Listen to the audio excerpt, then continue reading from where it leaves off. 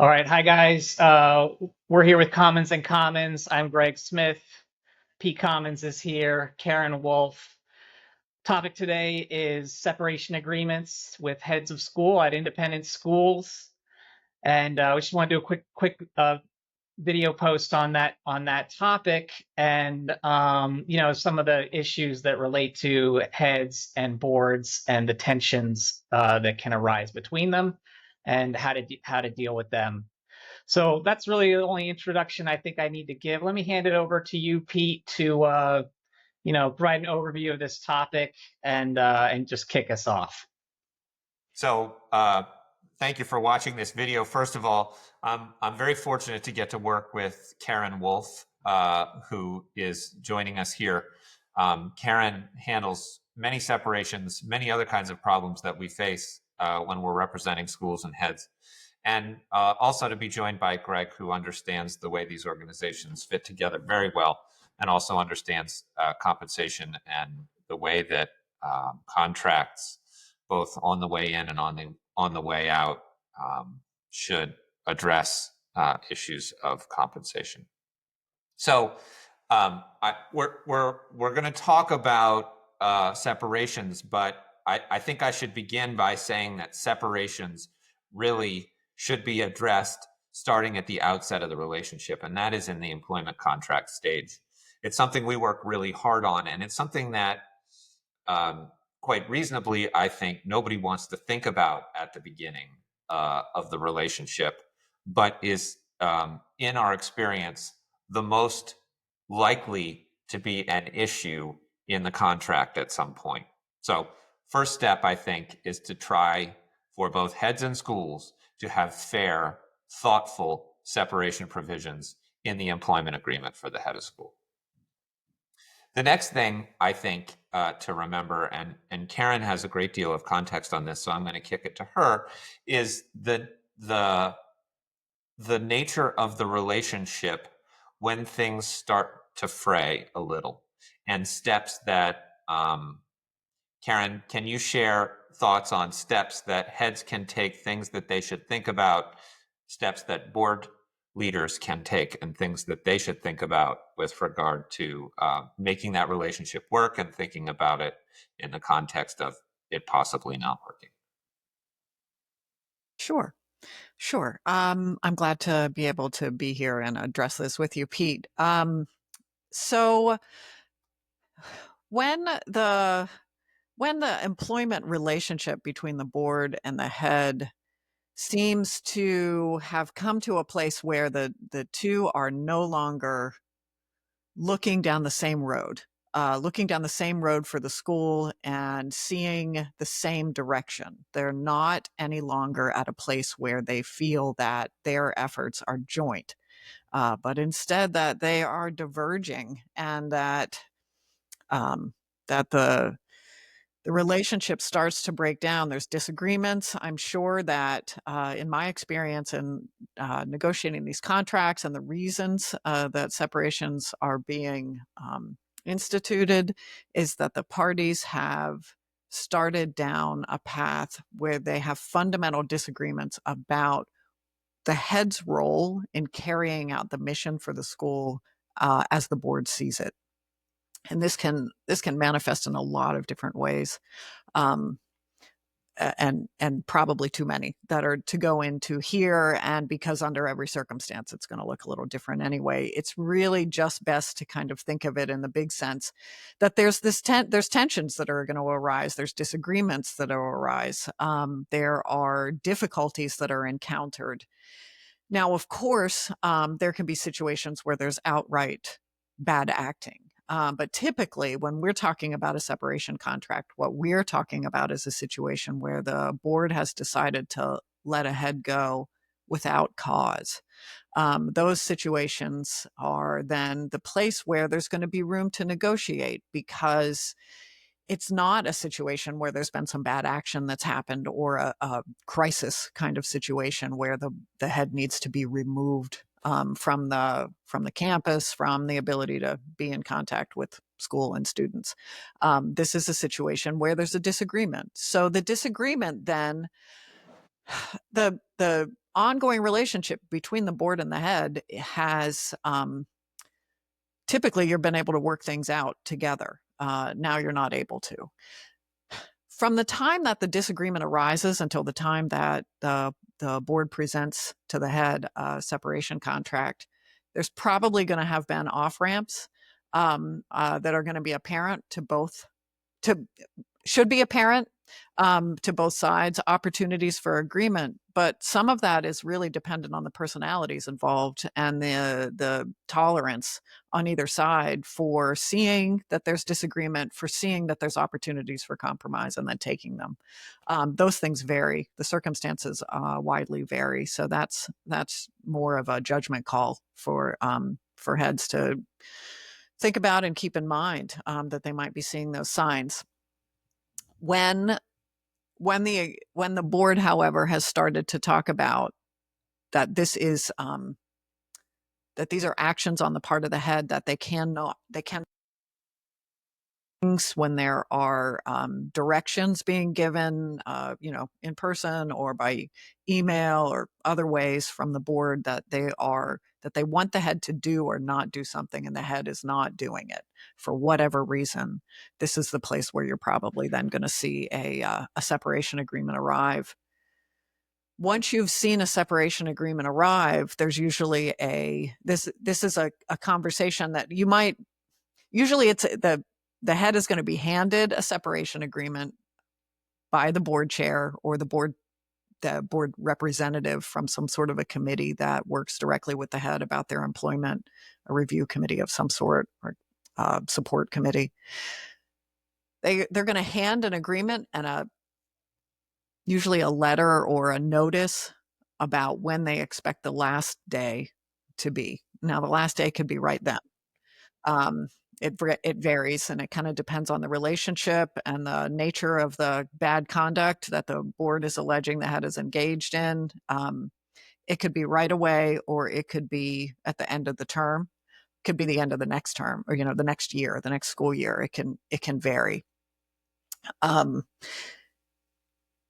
the board hands that contract over, the thing for the head to do is to take it, thank them for it, ask them any clarifying questions they might have, and then call a lawyer.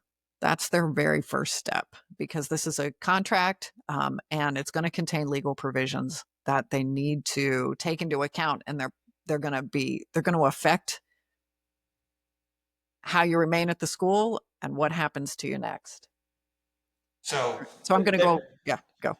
There's probably a time frame that that is applicable to responding to a separation agreement. Could you talk a little bit about that? The law will give guidance about when a separation agreement has to have a certain period of time for the head to review it when the head is 40 years of age or older. So often. The ADEA, the initials for which maybe Pete is going to throw in, the Age Discrimination and Employment Act, that's the one. Thank you, Karen. Is the Age Discrimination and Employment Act provides that an employee has to have 21 days to review a separation agreement before they are required to sign it. So this agreement will be presented. It should contain within it that you have 21 days to sign it if you're 40 years of age or older. And during that will give you 3 weeks of breathing room. It should also say that you have 7 days to revoke it, but without going too far into that, the revocation period of 7 days is often not something that you give a whole lot of thought to as a bargaining tactic. And revocation can only be partial under some circumstances. If you're under 40 years of age, they don't have to give you much notice at all, but to the extent that the terms are something that you might want to contest down the road, the less time they gave you, the more contest you might have. So do you have another question, Pete? Well, I think that I think that's really helpful. I think it gives people a sense of time. What I would want to stress is the 21 days doesn't mean that you wait for a week before you engage counsel, that you want to engage a lawyer ASAP. Obviously, you want the right lawyer for the situation, but I would not spend a great deal of time were I in that situation trying to figure out whether or not I needed help and thinking that perhaps I could handle it on my own. I think it's really important to get a lawyer right away, which is, I think, the Great. gist of what you're saying. Great. Um, uh, I'm trying to think a little bit about the period of time before separation is imminent, before a separation agreement has been presented to a head of school, or a head of school has, probably contrary to the advice of someone like me, decided to resign. Uh, because I think there's sometimes an opportunity to resolve the issues, and I think sometimes when you're in the relationship, in the crucible of that relationship, it's hard to see what might be happening and what steps might be taken before separation is the only option. Could you talk a little bit about maybe that period in what I'm imagining to be the month or two prior to the board deciding to separate from a head of school? What things both parties might think about to make that relationship workable, perhaps for a little longer or perhaps for much longer? Sure. Well, the best interests of the school are served when the parties are working towards the same mission and heading down the same path. And of course, everybody is keeping in mind, right, that the best interests of the school are what they have at heart. And sometimes there can be some disagreement about what that might mean and how that looks like in application. And there can be some questions about overstepping the board, overstepping their role and getting maybe too far into the details of day-to-day activities at the school. And there can be some question about whether or not the head's response to the board is on point, or is it deferential enough? Um, and there's should be some thought given on the head's part to what the role of the board truly is, and if they are trying in their best interests to carry out the long-term mission of the school. Because sometimes what looks like decisions can look very different when your point of view is the long-term sustainability of the school, or whether it's getting through to the end of this contract year. And those considerations, and sometimes I think, frankly, that the parties maybe, for a variety of reasons, uh, need some help in bridging the gap to understand that their considerations might lead them to different conclusions in completely good faith. And that I agree. they're having a hard time because the head is trying to carry out their day to day, and the board is thinking about, the questions that they got asked from some donors, maybe, or other people that are, that they're talking to in the community, about what they're seeing and what are questions that they're asking. And that these different considerations might leave them feeling that they're at odds with each other, or that there's friction, that there's overstepping or not enough deference. And that I think that having a little bit of good faith that they're both trying to accomplish the best thing for the students and the parents and the various constituents at the school is really helpful here. And reaching out to talk things through with the lawyer. I've got to say that on both parts, when you've got difficulties that you really can't agree on, there's probably because it's a thorny problem. And one of the things that lawyers are really good at is looking at the long term and the short term, spotting the issues on both parts and trying to help you distinguish and maybe bring them together where you can, or distinguish where something is maybe not a good path to go down, even though it might look like the right path under the circumstances. So trying to find some common ground and trying to take a step back from what might be feeling like a lot of friction and tension, and talking it over with some people, who are maybe outside of your day to day. I think what you said about what I think about as de-escalation is really valuable advice, and it's sometimes hard to recognize when you're in the situation. At least that's my sense, never having been in the situation personally. There's that friction, and in many circumstances in the world and in our lives, when there's friction, there's an instinct to drive right at the problem. And sometimes that's necessary, sometimes that helps. But I do think that heads often overplay their hands, thinking that they can control a situation that really they can't. And in so doing, they seal the deal on their departure, often under circumstances and on terms that they wouldn't choose. And if they can de-escalate the situation and buy themselves time, get the kind of advice they need, there are better outcomes than being delivered a separation agreement, or worse yet, being told that you're being terminated for cause, for heads and also for schools. I mean, I think the other thing that is missed on the other side, in my experience, is boards have a lot of trouble recognizing the trauma that a termination causes to a school community, a head termination causes to a school community, and the way that will almost certainly affect giving, enrollment, teacher satisfaction, parent satisfaction, student experience. And even if the differences are irreconcilable or nearly so, I think there are solutions that can be reached by people of good faith when they give each other time and space that are in the best interests of the school and probably also in the best interests of the head. Hey, Pete, can you step us back for a minute and just, what are the typical termination provisions in a head contract? Talk about severance. Mostly we represent heads. What the head's interest here is going to be to get through this with their severance and with their reputation. What's advice to them in that regard?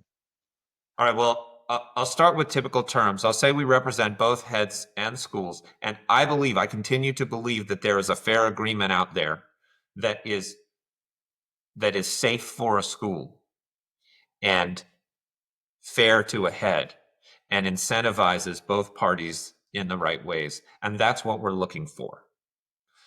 And that may most profoundly apply in separation terms. Generally speaking, there are a number of separation terms, but the most likely to be relevant to this discussion and candidly to most heads and schools are the termination for cause and termination without cause provisions.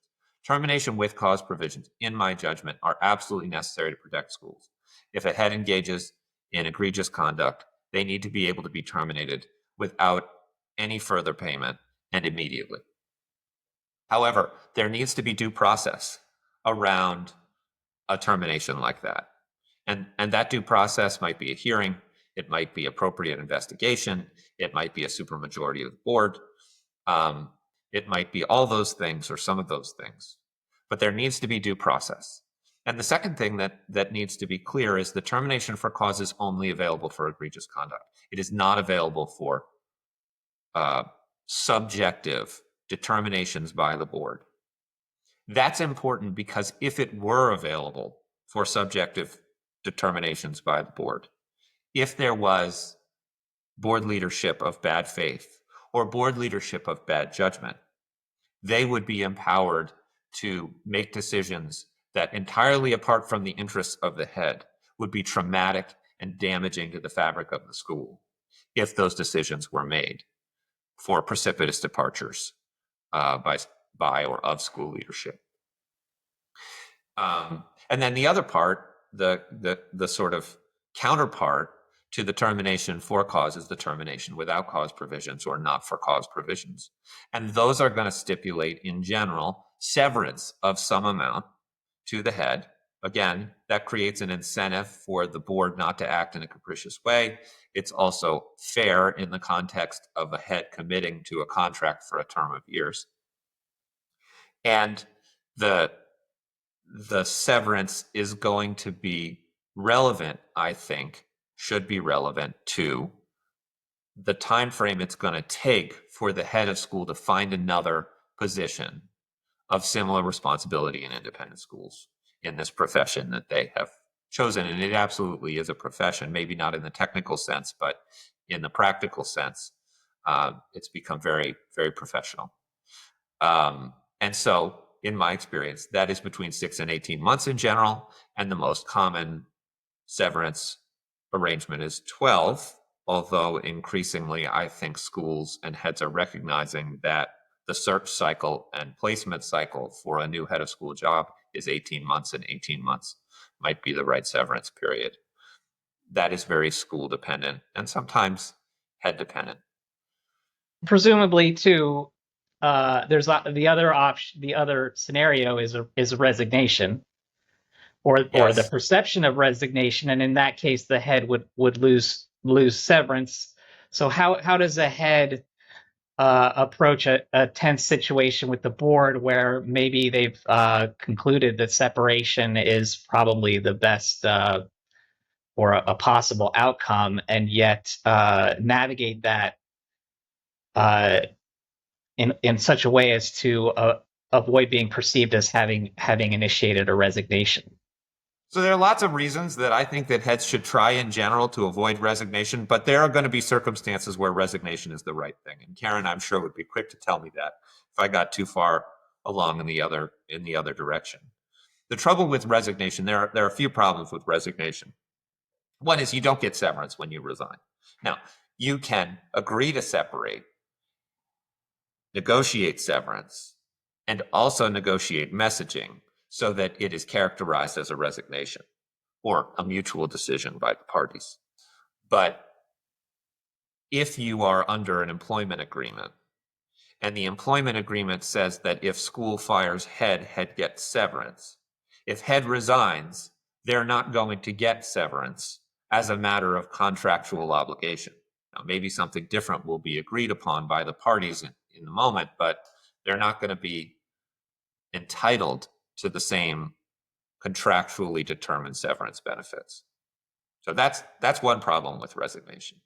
Another problem with resignation is if the conduct of the board or the school is not egregious.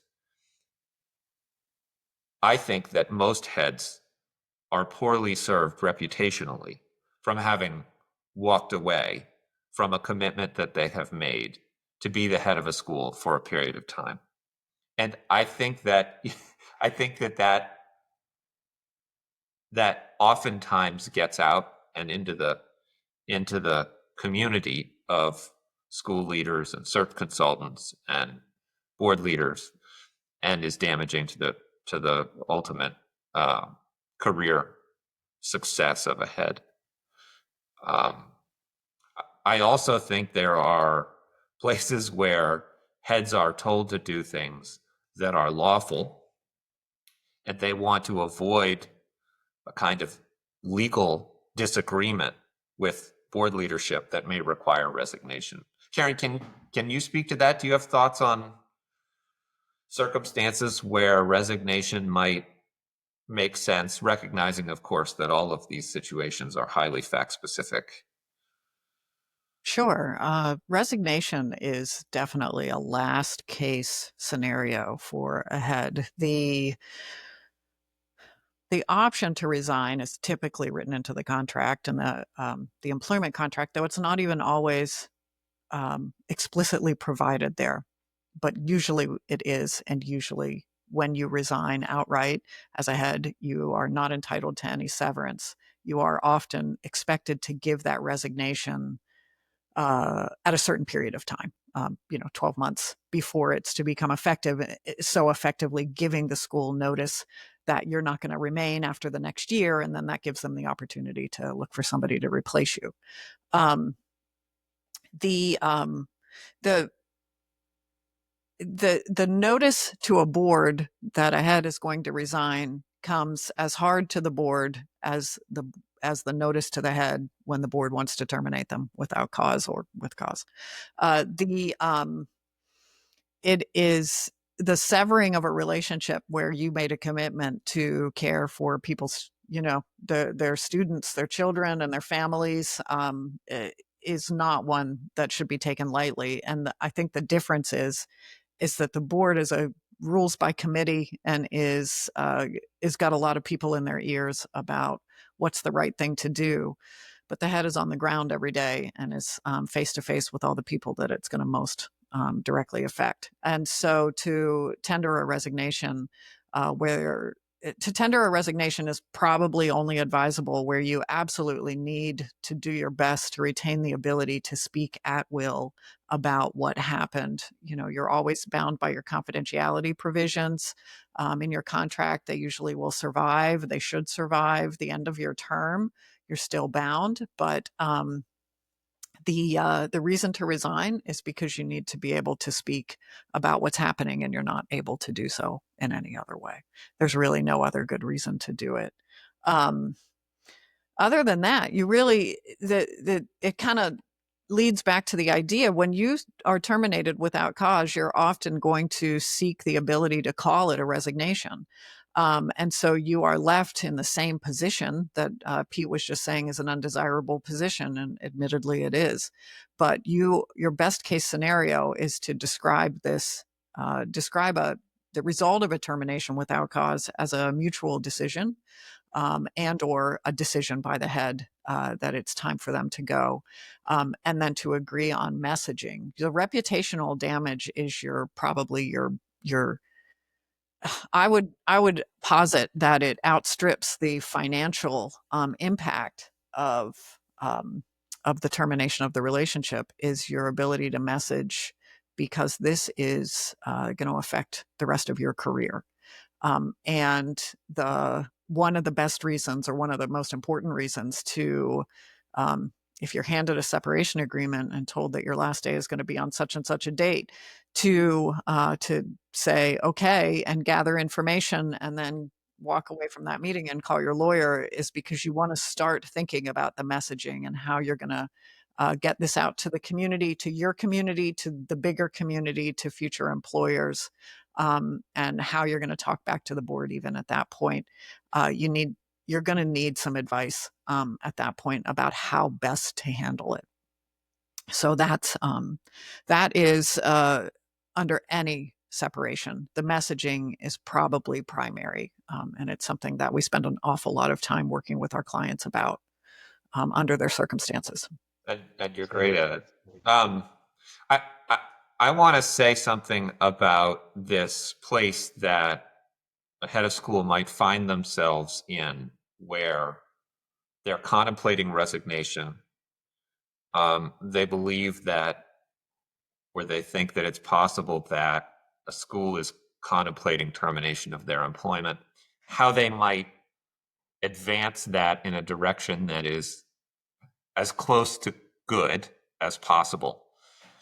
And what I think Karen and I would have agreed on here, is that termination without cause is probably preferable to the head from resignation, and probably preferable to the board as opposed to resignation. So how does one find themselves in a position where they're being terminated without cause in as amicable a way as possible? And I think it often occurs with language something like the following: I want to be clear that I'm not resigning, but were the board to determine that it's time for me to depart and terminate my employment without cause, I would cooperate completely in that circumstance, provided that the school lived up to its obligations under my employment agreement, and provided that we cooperated on messaging to the community, which is in the interest of the school, and on references for my future employment, which may also be in the interests of the school and is certainly in my personal interests as a head of school. Something along those lines. Karen, do you have thoughts on that? Is there something you would add or not say that I just suggested? No, I think that's great. I think that the advice to folks that find themselves heading down this path and seeing the writing on the wall is to attempt to gain some traction, to make sure that they remain in their commitment to serve the community that they've signed up to serve, by trying to productively end the relationship so that they can continue in relationship with the board to carry out the tasks that the school needs while they're still working together, and that their separation doesn't cause a disruption, which can ripple far and wide to the detriment of the school. So if they can find a way to come together to decide to end the relationship, it's a bit like a divorce, then they can be amicable. And they really just want to get into a good mediation where everybody walks away as whole as possible. I think that's really good advice. Maybe that's a good place to end. Thanks for joining us, Karen. Thank you so much for your thoughts and your willingness to help with these situations. I really appreciate working with you. And Thanks, thanks, Greg, for making us do this. All right. Good call, guys. Thanks, everyone. Bye-bye.